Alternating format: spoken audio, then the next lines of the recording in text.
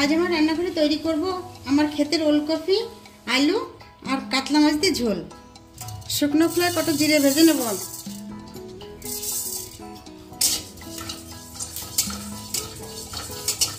জিরেগুলো ভাজা হয়ে গেছে, এখন তুলে নেব।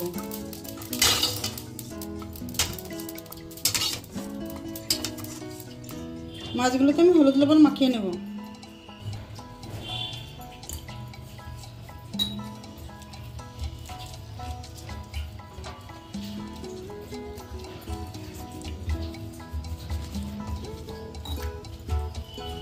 কড়াই গরম হয়ে গেছে, সরষের তেল দিয়ে দেবো মাছ ভাজার জন্য।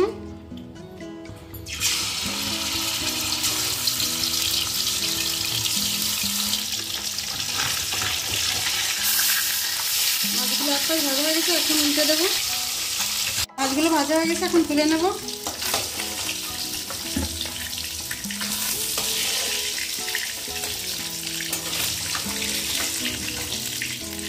মাছ ভাজা তেলের ভিতর দিয়ে দেবো জিরে ফোড়ন, দিয়ে দেবো আলু,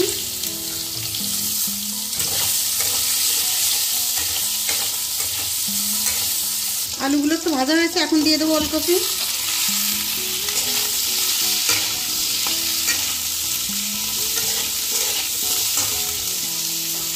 লবণ, হলুদ, সামান্য জিরের গুঁড়ো।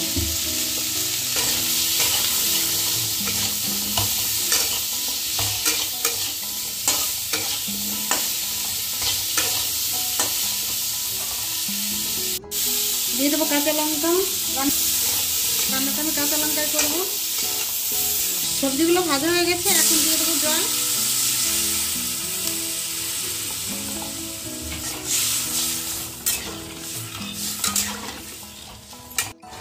ঝোলে জাল উঠে গেছে, এখন দিয়ে দেবো মাছ।